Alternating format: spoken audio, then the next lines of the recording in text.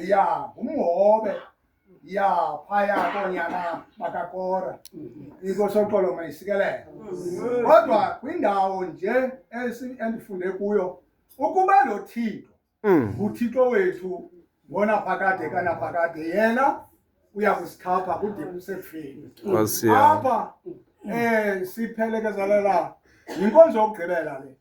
yaba ubishop uba wethu uba uStofile inkonzo yakhe yokugqibela esingamthandabuziyo kwalapha endleleni mayibongwe ke inkosi ligorha eli ekudala singena siphuma kunye nayo ya yanga ngalamazwi ake athethwa nguDavide phaya kwakule ndumiso nge15 athi ngubani oyokuhlala ententeni kaYehova ithi ke ngoku xa usihlanayo phaya ngofunga ngajiki noba kubikuye inkosi oqolo mayisikelele apha sithetha ngoBrastoff umuntu endiqonda into yoba wazikhethela mfundisi wam inkosi oqolo mayisikelele wazikhethela yena ukokuba makazimanye kunye noThixo apha ngoku kule ndima endiyifundileyo apha xa sinothetha ngokukhatshwa umuntu akukhatshwa nje noba ngubani mhlawumbe akukhatshwa nje noba awoyiki ya kukhatshwa umuntu owoyikayo inkosi oqolo mayisikelele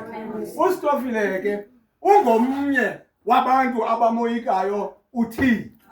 ukuba ndinokuthetha ngokukhatshwa uStofile angandigqilela ngoba yibishop endime kunye naye inkosi oqolo mayisikelele ya ndizawucaphula nje bazalwane bethu uDavide ya njengomntu oqondayo kakuhle umcimbi ndiyabona uba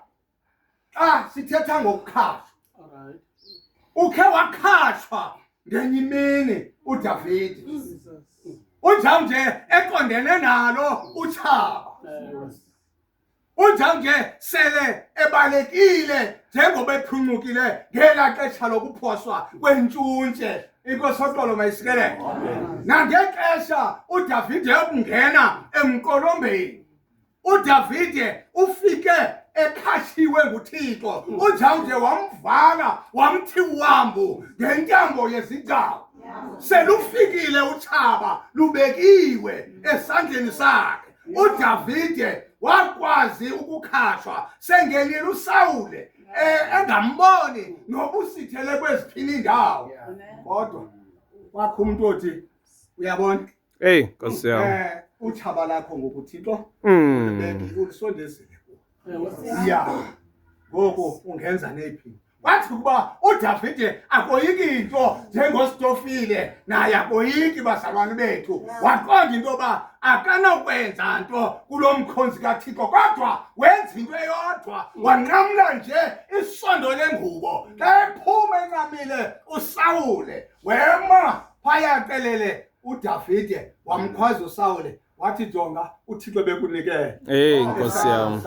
nali isondo lengubo yakho ndilibambile esandleni sami ukuba noThixo uThixo wethu uyakusikhapha bazalwane ude kube sekufeni ewe baba ukhaphile uStofile Nkosi yami kwanamhlanje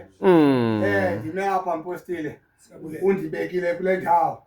ndizobala ingqini uba hayi le ukutata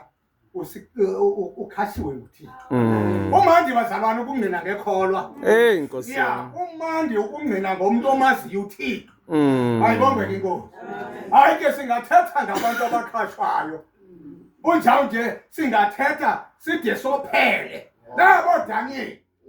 sebefakiwe emiyadini yenkonyama kodwa bathi ukuba bakhatshiwe nguThixo wemanabo Thixo ingonyama Nkosi yami uThixo wazivala ngoba umuntu omoyikayo uThixo uyakhala inkosi ke mayisikelele ukufunda kwezulayo ngoku nakho lapha kade ayibonge inkosi ngokukhawulezileyo ke zinkosi ingoma ezawuthathwa apha ngembulele kakhulu uba uBishop Mantshantsa ngamazwi amnandi kangaka okukhatshwa ekuqondakala kakuhle into yoba ke ngokuthina njengoba silapha nje funeka noba ugodukile ugodwa ukusazi into yoba ukuba ngaba ulibele kukudlala awuzibana mkhaphi umuntu odlala akakhatshwa kodwa umuntu onyanisekileyo noqhubeke ka uyakhatshwa uba into endisondela kuyo ke ngusawunika ukuba uarch ugodolwayo asikhokhelele bazalwane athathe nje izilesesho nje zokukhokhela ayofika pha emotweni xa siphuma siyongena pha ngokukhawulezileyo xa siphuma pha ke ngosiyotshwa endlini siyokwenza la msebenzi siyowenza egameni lenkosi sifuna ingoma ke songani ke ngoku nizamamela kuye ke ngoku zawumane sitsho nina nilandele ke ngoku